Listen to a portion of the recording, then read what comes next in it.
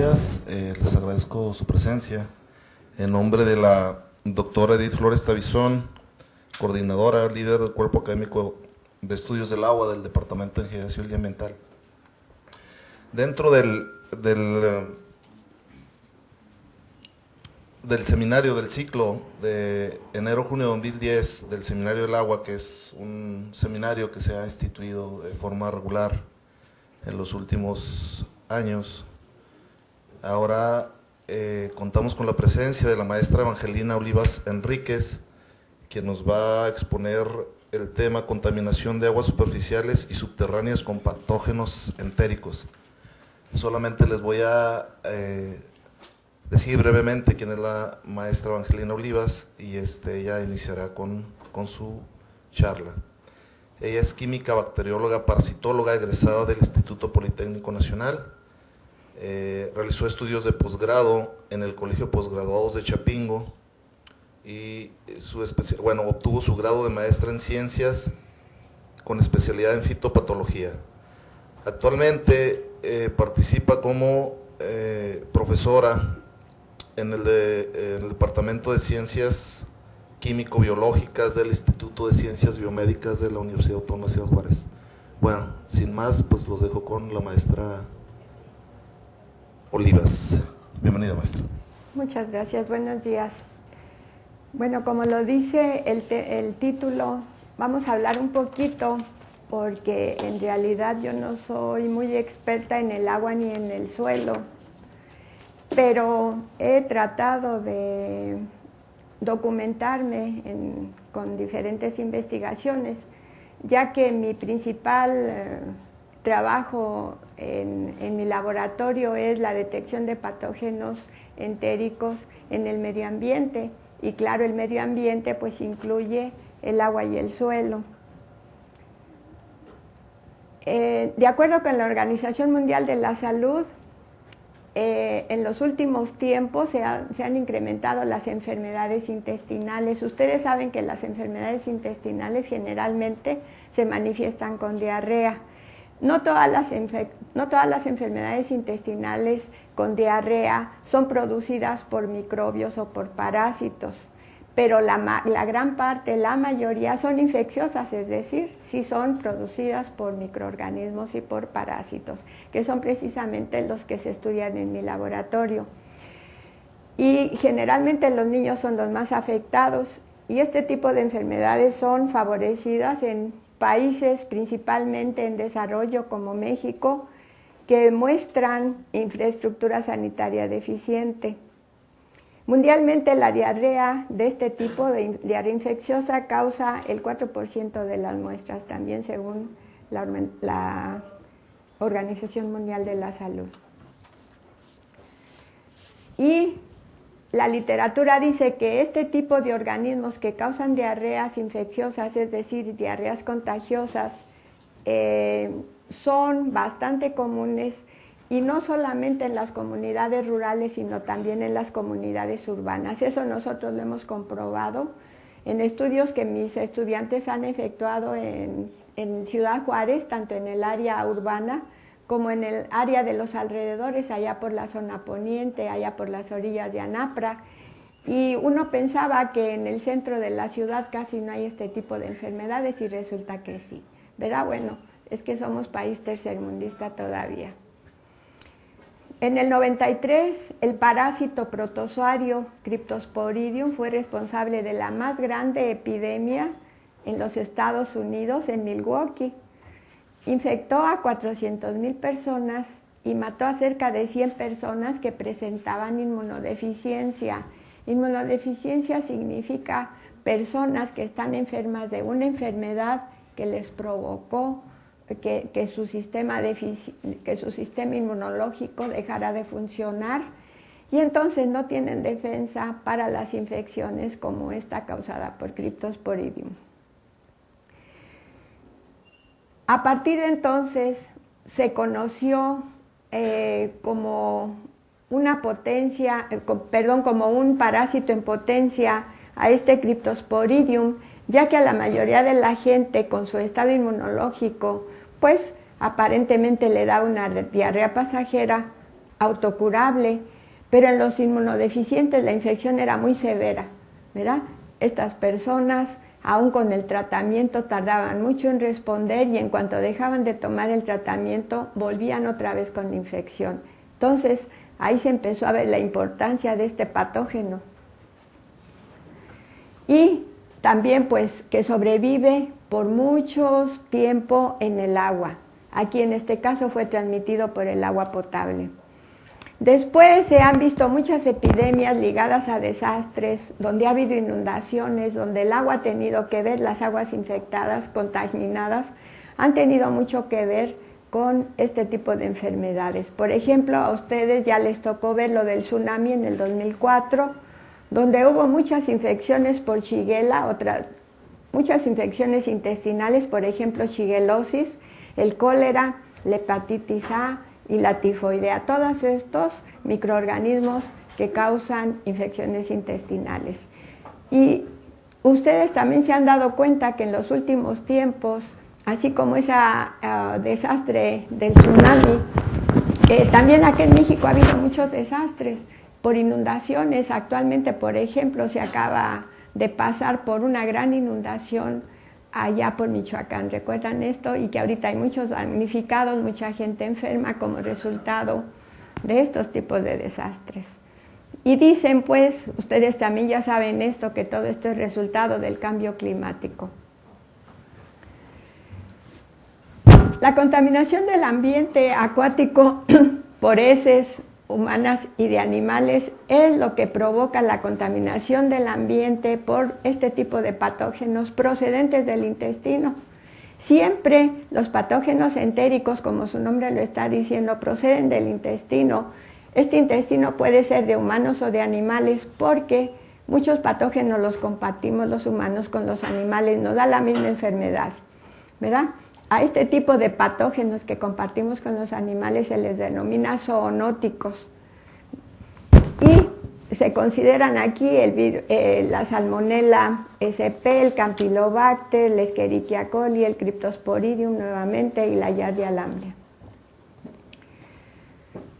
Y estos enteropatógenos, como ya lo dijimos, son expulsados en las heces de humanos o de animales y es cuando llegan a la tierra, de la tierra pasan al agua y contaminan todos los cuerpos de agua, ya sea superficiales o subterráneos. Entonces, uno piensa que las aguas del subsuelo quedan libres, pero no, porque hay filtración y junto con la filtración del agua, dependiendo del tipo de poros o de la textura del suelo, también se facilita la filtración de los patógenos. La cría de ganado se ha visto en los últimos tiempos que es la principal fuente de contaminación de las aguas superficiales y subterráneas. ¿Por qué la cría de ganado? Porque si ustedes están enterados, antes pues era la cría de las vaquitas ahí en el establo atrás de la casa, pero ahora, igual que la cría de aves, igual que la cría de gallinas, se lleva a cabo en grandes extensiones y espacios muy cerrados, donde se cría ahora el doble o el triple de la cantidad de animales que se criaba antes en el mismo espacio. Esto permite que esa mayor cantidad de animales también dé lugar a una mayor producción de estiércol, de heces, y esto pues va a quedar en el ambiente. Los patógenos zoonóticos en el estiércol de estos animales de las granjas quedan en millones por un gramo, millones, ¿verdad? Y aún faltan muchos aspectos para investigar sobre la sobrevivencia de estos organismos en el ambiente, porque uno dice, bueno, ya salieron del huésped, afuera se van a morir pronto, las condiciones son diferentes. Sin embargo, muchos de ellos son muy resistentes y otros desarrollan estructuras que van a permitir su sobrevivencia en condiciones extremas de factores químicos y de factores físicos. Condiciones extremas de humedad, condiciones extremas de pH, carencia de nutrientes, etc. Todo esto lo van a soportar, como es principalmente, uno de los principales es Cryptosporidium y Giardia, pero más Cryptosporidium. La EPA es la que ha estado haciendo alusión a este gran peligro de la contaminación del agua por el estiércol del ganado. Igual los pájaros también contribuyen a la contaminación fecal, sobre todo los pájaros acuáticos. En las películas ustedes han visto la gran cantidad de pájaros que llegan, sobre todo los emigrantes, ¿verdad? Los migratorios, que llegan a los ríos, lagos, lagunas, y allí mismo están alimentándose de los peces o de lo que encuentran ahí, y también están defecando al mismo tiempo, y el agua se está contaminando. En Juárez no tenemos pájaros acuáticos. ¿Qué tenemos en lugar de pájaros acuáticos? Palomas. Las palomas constituyen una plaga en Ciudad Juárez. No sé si han observado esto, ¿verdad? Es imposible dejar el carrito afuera porque el techo se llena de suciedad de palomas, y si no lo limpia uno pronto, al rato, se queda la mancha, se deteriora la pintura. Las fachadas de los edificios se destruyen, más tardan en pintar que los pájaros en ensuciar, y además corroen el concreto, las heces de las palomas, ¿verdad? La gente que tiende la ropa después de lavarla afuerita, en los lugares donde hay palomas se le echa a perder. Todas las casas que tienen arriba de dos pisos en delante, tienen criaderos de palomas. Las de un piso no tienen. ¿Por qué no? Porque los gatos no las dejan vivir, ¿verdad? Pero todas las casas de 2 o más pisos están saturadas de palomas. Son criaderos los techos de las casas. Los edificios de la UACJ, todos son criaderos de palomas. ¿Se han visto esto? En las cornisas de las ventanas hay una capa así de estiércol de las palomas. Entonces, pues, aquí en Ciudad Juárez muy probablemente eso está contribuyendo también. Entonces ellos igualmente están defecando y están eliminando los patógenos en tus heces, y al secarse estos patógenos son llevados por el viento. Muy probablemente esto también va a contribuir. Las corrientes fuertes de viento que hay en Ciudad Juárez, aquí en nuestra área, que llevan todos estos patógenos a partir de heces, ya sea de estiércol de ganado o sea de heces de palomas. Sí saben que existen lecherías aquí en Juárez también, con una gran cantidad de animales, ¿verdad? De vacas. Entonces también eso seguramente está influyendo. Cryptosporidium y Giardia son 2 protozoarios, parásitos intestinales, zoonóticos, y son muy difíciles de identificar. Las técnicas comunes y corrientes no permiten identificarlos, hay que recurrir a técnicas específicas, por eso es difícil de detectarlos. Ahora, si se tratan de detectar en el agua, se tienen que utilizar cantidades bastante grandes, de 10 litros o más, si no, no se detectan porque están diluidos. La ingestión de esta agua conduce a epidemias gastrointestinales. ¿Por qué? Porque son difíciles de eliminar del agua con el cloro. Aquí viene otro problema. El cloro no mata a las estructuras que produce en el ambiente.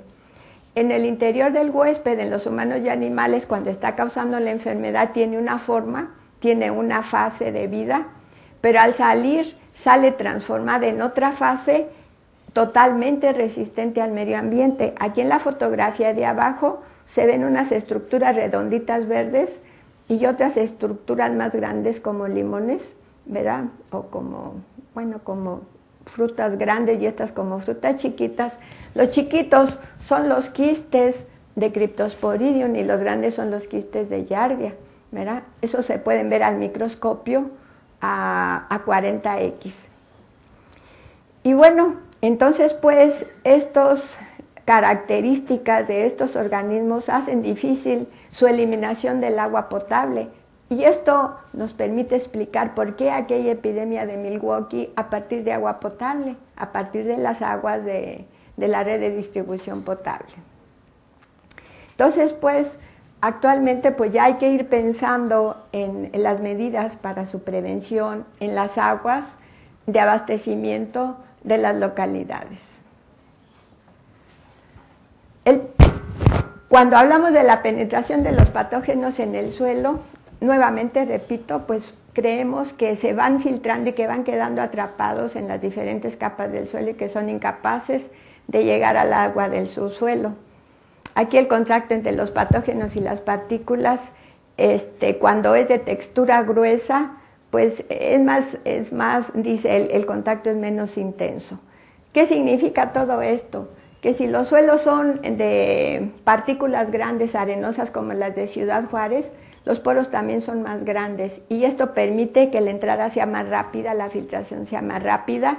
Esto facilita la entrada de los patógenos con más facilidad a las aguas del subsuelo. Y por otro lado, hay menor posibilidad de adhesión de los microbios a las capas de suelo, a las partículas de suelo. ¿Y cómo sobreviven los patógenos en el ambiente? Bueno, dijimos, algunos producen las estructuras especiales como los quistes de la fotografía anterior y también participan factores físicos y químicos del suelo, ¿verdad? Depende de las propiedades físico-químicas del agua y del suelo, de la clase y de los organismos. Y se sabe que la mayoría mueren en horas o en días, pero algunos sobreviven hasta una semana. Y también se sabe que el estiércol favorece a los que salen de los animales. El estiércol favorece su sobrevivencia en el ambiente, permanecen adheridos al estiércol mucho tiempo y eso les permite sobrevivir. Y persisten en las aguas superficiales y subterráneas. Entonces, una vez que están en el suelo, de allí contaminan aguas superficiales con las corrientes de agua, de lluvia, de riego, etcétera, y luego se filtran y pasan al subsuelo. Y tanto en las aguas superficiales como subterráneas, en ambos tipos de agua, pueden sobrevivir periodos que van desde días, semanas y hasta meses. Cryptosporidium y Giardia son de los que sobreviven meses. La sobrevivencia de los patógenos en el ambiente también depende de lo fuerte que hayan sido retenidos por el suelo y cuánto tiempo sobrevivan. Se forman enlaces de adhesión entre la superficie de las partículas del suelo o de materia orgánica con la superficie de las membranas plasmáticas de los organismos, ¿verdad? Entonces, mientras más fuerte hayan quedado adheridos, más tiempo van a sobrevivir, mucho más que si estuvieran solitos flotando ahí. Entonces, pues, Cryptosporidium sobrevive más de 6 meses en el ambiente natural y es favorecido por el estiércol. En el suelo puede haber un transporte vertical y este transporte vertical se refiere a que el flujo vaya hacia abajo. Puede ser afectado por el pH del suelo, la temperatura, la presencia de plantas, el tipo de suelo, la cantidad de agua y la velocidad del flujo. También puede haber movimiento lateral. Este se refiere a cuando los organismos son arrastrados por las corrientes de agua en la superficie del suelo, ¿verdad? Y va a constituir un problema en los suelos impermeables o anegados. Los principales factores que contribuyen aquí, como ustedes ya lo imaginarán por lógica, son la lluvia, ¿verdad? Y dentro de la lluvia, la velocidad de la lluvia. Mientras más fuerte sea la tormenta, la fuerza del arrastre de las corrientes también va a ser más fuerte. Y Cryptosporidium muestra una alta movilización en la superficie del suelo durante la lluvia y se desplaza con mucha facilidad, igual que otras entidades coloidales dentro de los ríos y reservorios. Y como decíamos nosotros, por filtración se contaminan los mantos acuíferos subterráneos. ¿Por qué le estamos dando tanta importancia también a los mantos acuíferos subterráneos? Decimos, pues esos están allá y ¿quién los toca? Es que es el agua que aflora en los pozos que nosotros usamos para uso doméstico. ¿Sabían ustedes de dónde procede el agua de Ciudad Juárez que nosotros nos llega a las casas? De los pozos. Y esa agua de pozos es bombeada del suelo de los acuíferos subterráneos. Los acuíferos del subsuelo son cuerpos de rocas permeables que almacenan agua. Los suelos calcáreos permiten la formación de sumideros, grietas, cavernas, ríos bajo la superficie.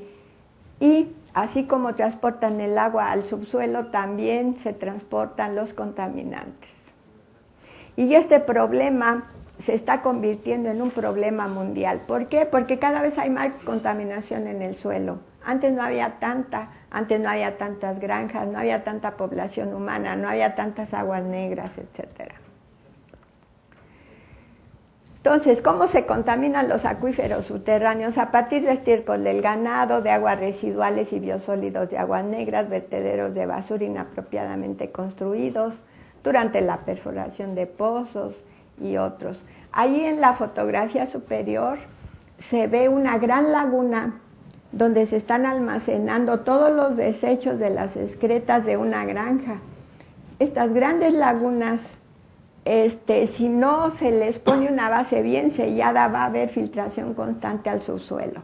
Vamos a suponer que sí se les construyó una base de cemento bien sellada, pero puede haber grietas y hay escurrimientos. Por otro lado viene la lluvia y viene el derrame de estas aguas y luego ese derrame sigue con las corrientes, sigue arrastrado y hace contaminadero en los cuerpos de aguas superficiales y a la vez también en los subterráneos. En la foto inferior se ve, ¿qué se ve en la foto inferior? ¿Qué creen que será? Es un canal de aguas negras, ¿verdad? ¿Sabían ustedes que aquí en Ciudad Juárez se riegan el área agrícola con aguas negras? Y dicen ustedes, sí, pero son aguas tratadas. Primero van a la planta tratadora y luego van allá. Aquí lo importante es que el tratamiento no es total y los patógenos sobreviven.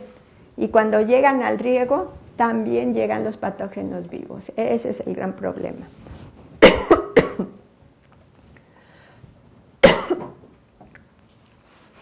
Cuando se detecta cuando se detecta Cryptosporidium en el agua subterránea, esto automáticamente será un indicador de que el agua de la superficie que se está filtrando está contaminada. Y entonces, como consecuencia, cuando utilicemos agua de pozos provenientes de ese acuífero, también va a salir contaminada. ¿De acuerdo? Dependiendo de la carga microbiana que hay afuera en el suelo, va a depender la carga microbiana que alcance a llegar también al subsuelo. Y algo que alguien no esperaba, que la gente no esperaba, es que las bacterias son introducidas por las mismas personas cuando hacen la perforación de los pozos. Eso como que nadie lo esperaba, ¿verdad? Ellos mismos ayudan a que se contaminen. Las epidemias transmitidas por agua reportadas en los Estados Unidos anualmente generalmente están asociadas con agua del subsuelo, o sea, agua de pozo. Ellos también utilizan bastante el agua de pozo en las comunidades. Entre el 71 y el del 2000, casi el 60% de las 700 epidemias reportadas, con más de 90,000 casos, fueron asociadas con sistemas de agua del subsuelo. Es mucho esto, y es mucho porque uno dice es que son los Estados Unidos, es un país del primer mundo, ¿cómo puede estar ocurriendo eso? Pues déjenoslo a nosotros. Sin embargo, a ellos también les está ocurriendo. ¿Por qué? Por la alta capacidad de muchos patógenos para sobrevivir en el agua. Por eso es necesario ahora ya la protección del agua de pozos de la contaminación fecal. Entonces, las aguas subterráneas para uso doméstico deben protegerse. ¿Cómo deberán protegerse? Pues tomando en cuenta, considerando que no lleguen los contaminantes a todas las áreas cercanas a esas áreas de donde se explotan los pozos. Y los pozos deben ajustarse al estado y código de la buena construcción. Debe haber códigos que indiquen cómo se deben construir esos pozos. Gracias. Se debe identificar la fuente de contaminación fecal cerca del área del pozo y tomar las medidas de corrección. Debe haber revisión periódica, incluyendo evaluación del grado de vulnerabilidad del pozo. Y también pues es necesario estar en esas inspecciones periódicas, rutinarias. Se debe detectar si hay contaminantes fecales en el agua de consumo. Entonces, pues, es necesario realizar pruebas rutinarias para determinar su calidad microbiológica. Así como en el agua potable que a nosotros nos llega a nuestras casas, en la Junta de Aguas le hacen detección de bacterias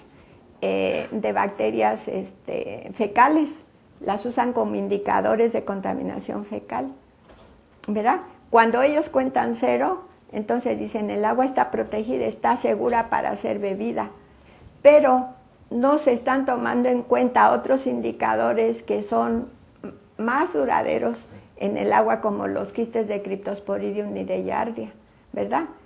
Cuando uno en una muestra de agua dice los contaminantes fecales, las bacterias fecales son 0, puede buscar uno Cryptosporidium y Giardia y muy probablemente los puede encontrar, a pesar de que ya ellos nos habían dicho, esta agua era segura para beber, ¿verdad? Entonces ya deben empezar a tomarse esos otros indicadores que tienen más capacidad para sobrevivir en el agua. Aunque no es posible determinar todos los patógenos porque no es práctico ni económico. ¿Se acuerdan ustedes que hay infecciones por Shigella, por Salmonella, por Campylobacter, etcétera, etcétera? Y entonces no los podemos usar todos como indicadores de peligro del agua. Entonces simplemente se usan indicadores, ¿verdad? Ya están establecidos. Y es lo que se le denomina indicadores de contaminación fecal.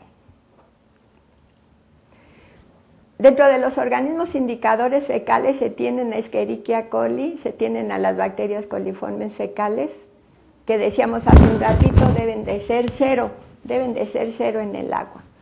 Entonces, aquí en estos medios, por ejemplo, todas las colonias de color blanquecino serían coliformes fecales y todas las de color azul oscuro, las casi negritas de azul oscurito, serían Escherichia coli. Esas dos placas nos estarían indicando que el agua no es segura para beber, ¿verdad? Ahora, dice acá, también se pueden determinar virus de Escherichia coli. Donde quiera que hay virus de Escherichia coli, seguro que hay Escherichia coli, porque son parásitos del Escherichia coli. Entonces yo también puedo hacer detección de virus de Escherichia coli. En esa placa de la derecha se ven muchos agujeritos sin crecimiento de la bacteria Escherichia. Cada agujerito representa los virus que se comieron a las Escherichias, a las bacterias, y ahí no hay crecimiento de la bacteria. ¿Lo ven? Otros indicadores fecales en el agua son los esterococos fecales y el Clostridium perfringens, esterococos en la placa de la izquierda, Clostridium en la derecha, y parásitos como Cryptosporidium y Giardia, que ya les había presentado hace ratito, ¿verdad? Ahí están los quistes. Si los indicadores están ausentes, los patógenos cuyo hábitat normal es el tracto intestinal y de animales también deberán estar ausentes, y viceversa, donde quiera que yo los encuentre, seguro que va a haber todos los patógenos habidos y por haber, y el agua no es segura. En México, hasta la fecha, solo existe la regulación que protege a los sistemas públicos del agua contra algunos patógenos, mediante el conteo de coliformes totales, que es el que dijimos hace ratito. Pero aún existen regulaciones para organismos resistentes al cloro, como Cryptosporidium y Giardia. Eso ya se tiene que ir implementando poco a poco. Nosotros aquí en la universidad ya le hemos hecho comunicaciones a la Junta de Agua, donde le estamos comunicando nuestros resultados, los estamos aconsejando de que ya tienen que tomar en cuenta este tipo de contaminantes que son más exactos que las simples bacterias que se muestran normalmente. Las regulaciones del agua deben incluir pues parásitos como Cryptosporidium y Giardia. En algunos países desarrollados como en los Estados Unidos ya se están implementando normas sanitarias para los sistemas públicos de agua, en los que ya se están incluyendo a Cryptosporidium y Giardia. Nosotros ahorita estamos iniciando un estudio que es continuación de otros estudios en el Valle de Juárez, ¿verdad? Yo hace un ratito les decía, ya tenemos unos estudios previos en donde se determinó qué tipos de patógenos afectan principalmente a la gente de Ciudad Juárez y del Valle de Juárez, ¿verdad? O sea, las diarreas que ellos sufren, ya hemos determinado quiénes son los organismos causantes, ya tenemos ese dato. Por otro lado, ya también tenemos datos referentes a la presencia de Cryptosporidium y Giardia en los suelos del Valle de Juárez y en el agua que se utiliza en el riego. Previamente hicimos estudios en las aguas residuales que se utilizan como riego. Claro, ahí los encontramos en grandes cantidades. Íbamos con la esperanza de que en el agua de riego, que son aguas ya semitratadas, no los encontráramos, y bueno, también los encontramos. Entonces, todo el valle está siendo regado con aguas que llevan contaminantes. Y entonces, estos contaminantes de este suelo, del área agrícola, seguramente van a estar pasando a todo el ambiente, ¿verdad? Por las tolvaneras van a estar yendo junto con el suelo seco a diferentes partes muy lejanas de allí hasta las casas. Por medio del agua de riego, pues también se llevan a otras distancias. De vez en cuando llueve, se forman corrientes que también van a arrastrar a los organismos desde estas zonas agrícolas hasta lugares más lejanos. Y por filtración seguramente están afectando a los acuíferos. Todo esto es mucho de ello, bueno, ya lo demostramos. Ahora lo que nosotros queremos demostrar es que también el agua del subsuelo se está contaminando en este nuevo proyecto. Entonces, pues, aquí repitiendo, en el Valle de Juárez se utilizan aguas residuales incompletas para regar y con una contaminación que nosotros ya hemos demostrado ahí en el laboratorio. Y bueno, ahora el objetivo general, dice, en este estudio se investigarán factores ambientales que favorezcan la diseminación de patógenos entéricos en el Valle de Juárez, que ya demostramos que están ahí, ya demostramos que están presentes tanto en el agua como en el suelo, ¿verdad? Entonces vamos a ver qué factores están interviniendo para esta diseminación. Este es uno de los canales de riego que llevan las aguas semitratadas, ahí en la fotografía. Y entonces, bueno, se hará una correlación de los datos investigados con los antecedentes de previos estudios en el área sobre la prevalencia de los parásitos, que les digo que ya obtuvimos en pobladores, en el agua de la llave y en el suelo. Debido a que el Valle de Juárez es regado con aguas residuales, seguramente pues toda esta contaminación del suelo va a redundar grandemente en muchos aspectos, sobre todo contaminando el agua de los acuíferos subterráneos, ¿verdad? Esa foto, bueno, es nada más para recordar cómo las aguas negras forman canales, ¿verdad? Son con frecuencia utilizadas para riego o para otras cuestiones.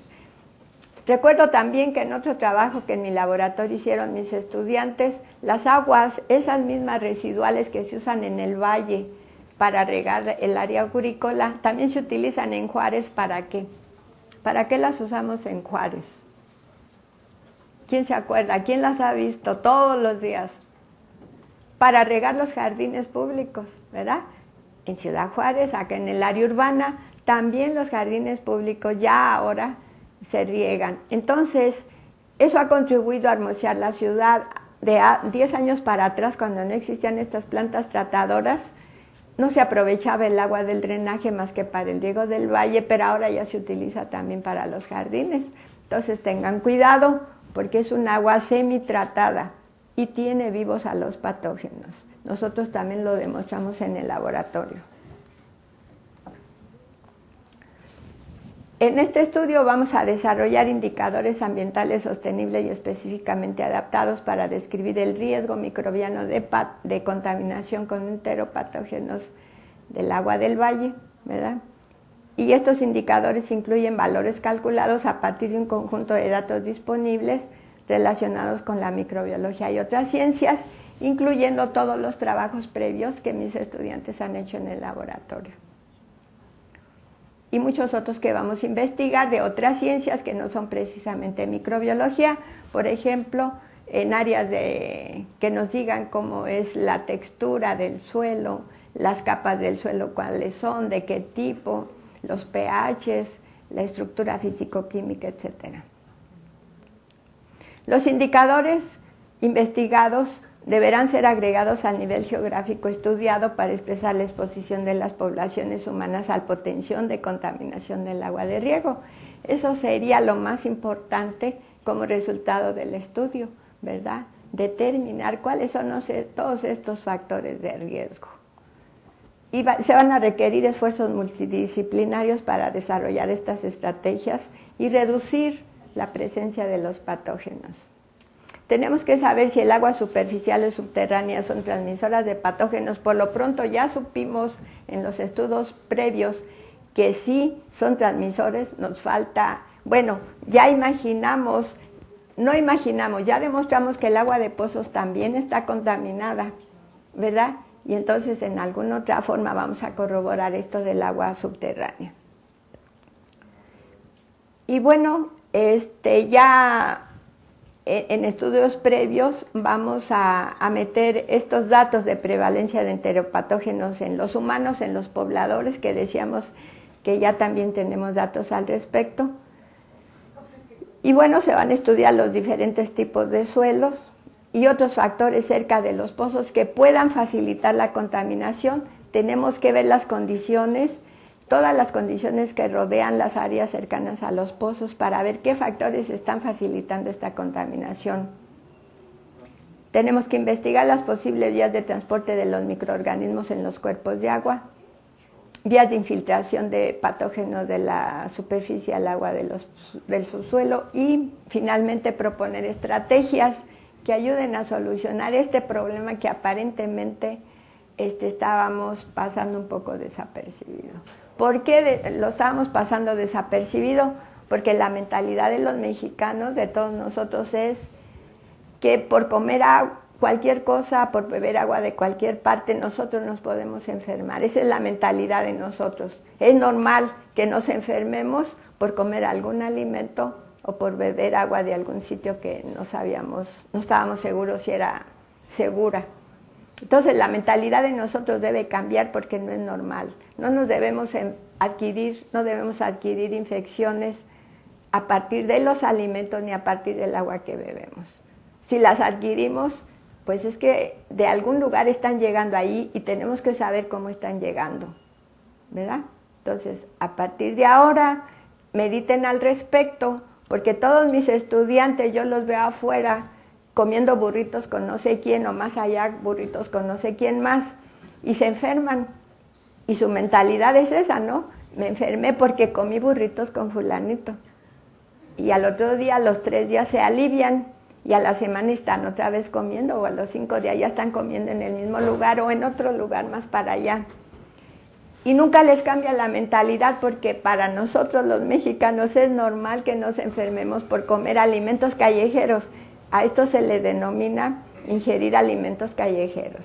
Entonces, poco a poco tienen que ir alejando de sus hábitos la ingestión de alimentos callejeros. ¿Cómo le van a hacer? Bueno, eso ya es una estrategia individual, ¿verdad?, de cada uno de ustedes. Y eso fue todo.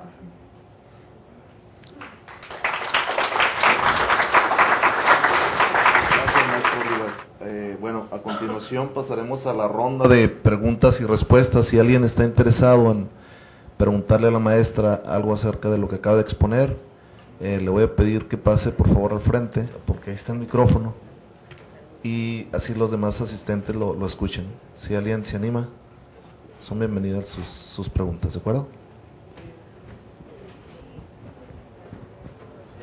Nadie quiere preguntar. Parece como que el tema les tomó desprevenido porque casi todos los estudiantes son de ingeniería y pues ustedes casi no ven este tipo de problemas desde que estaban en la secundaria, me imagino, y como que los tomó desprevenidos, ¿verdad? Dices tú, si encuentran más patógenos, mira, no se debe encontrar ninguno, debe ser el número 0. El puro hecho de encontrar, por ejemplo, 1 o 2 quistes de cripto, como es un indicador de contaminación fecal, ahí ya te encendió la luz verde. ¿Qué importa que sean 2 o que sean 40? Ya 2 te está prendiendo la luz verde. No debe haber ninguno, debe haber 0, ¿verdad?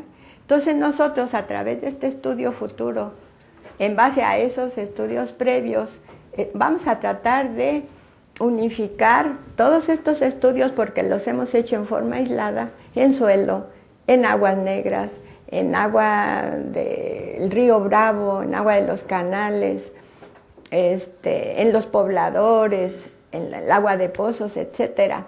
Demostramos que el ambiente está muy contaminado. Y no solamente allí en el valle, sino hasta acá, hasta Juárez. Todo Juárez está muy contaminado. ¿Cómo sabemos que también Juárez? Pues porque también en Juárez, en el agua que consumimos en la ciudad, también hemos encontrado, y la incidencia de gente enferma también es muy alta, ¿verdad? Hemos encontrado escuelas donde un grupo del número de niños que sea, por ejemplo, de tercer año, hemos estudiado en grupos de los niños de tercer año, y con frecuencia nos encontramos aquí en el centro de la ciudad que hasta el 40% tienen parásitos, Cryptogiardia. ¿Cómo? ¿Verdad? Entonces todo el ambiente está muy contaminado. Y dices tú, ¿y qué pueden hacer?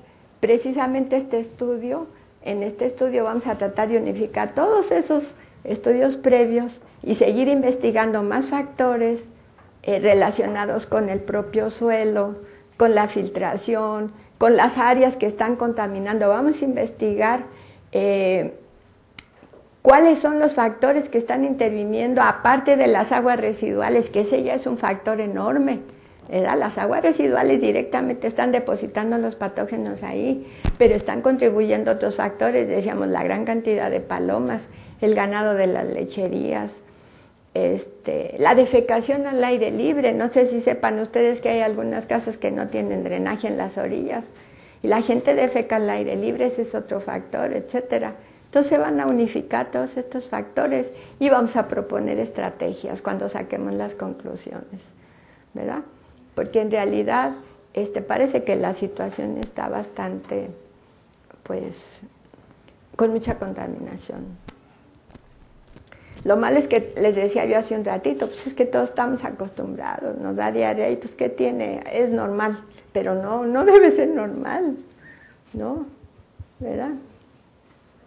No sé si contesté tu pregunta. ¿Alguna de las preguntas que me hiciste quedó alguna sin contestar? Gracias, maestra. ¿Alguna otra pregunta?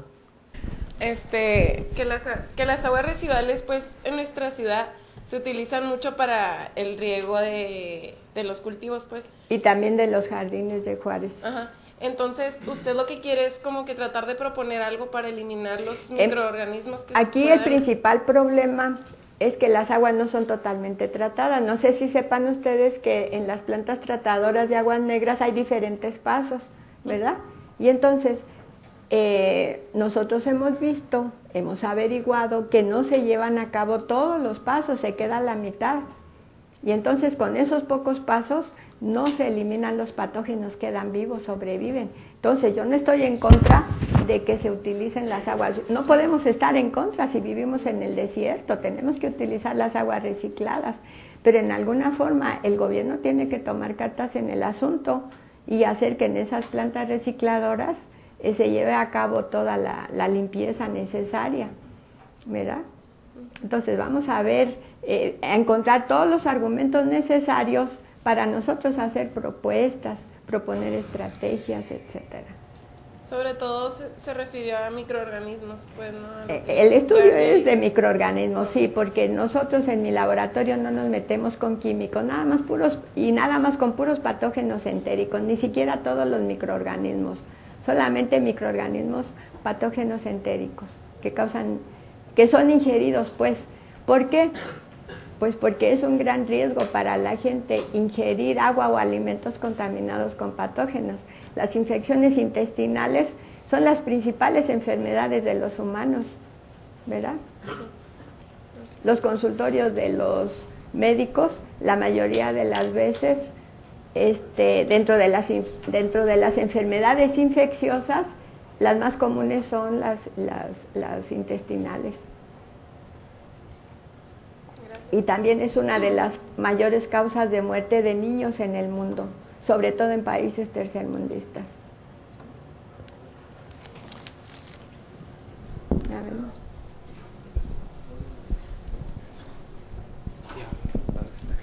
Oiga, maestra, pues en dado caso de que esas aguas contaminadas lleguen a evaporarse y en el momento de evaporarse los patógenos siguen vivos, y al momento de caer siguen vivos porque hay muchos animales, o sea, domésticos y no domésticos que consumen el agua de los charcos y por ejemplo que si uno tiene un perro y luego consume el agua de charcos, o sea, consumen los mismos patógenos.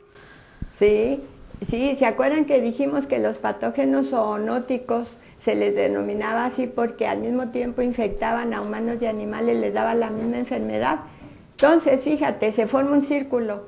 Si yo estoy aquí en condiciones higiénicas perfectas, ¿verdad? No como alimentos callejeros, tomo agua hervida, etcétera, pero tengo mascotas o tengo vaquitas o lo que sea aquí afuerita y ellos sí andan comiendo alimentos contaminados, agua contaminada, etcétera, ellos se van a infectar.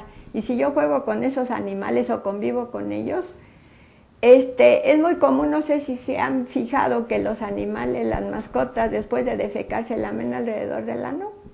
Y después de lamerse el ano se lamen todo. Y después yo voy y los toco y los acaricio, etcétera. Entonces, ahí viene el riesgo, ¿verdad? Y dice ella, y los microbios que no se mueren cuando se secan, sobreviven mucho tiempo. Claro, si están en el agua sobreviven meses, pero aún en condiciones de desecación, los quistes de cripto sobreviven mucho tiempo, muchas horas o días ahí afuera. Claro, eso sí los va a matar más rápido, pero todos van a sobrevivir todavía mucho tiempo, ¿verdad? No sé si contesté con eso. Sí, maestra, sí lo hizo. ¿Le faltó algo? ¿Alguna otra pregunta? Bueno, muy bien. Si no hay más preguntas, voy a entregarle un reconocimiento a la maestra, lo voy a leer. Dice: la Universidad Autónoma de Ciudad Juárez, el Instituto de Ingeniería y Tecnología, el Departamento de Ingeniería Civil y Ambiental, a través del Cuerpo Académico de Estudios del Agua, otorgan el presente reconocimiento a la maestra Evangelina Olivas Enríquez por su valiosa participación como expositora en la conferencia Contaminación de aguas superficiales y subterráneas con patógenos entéricos, dentro del Seminario del Agua, periodo enero-junio de 2010. Gracias, maestra.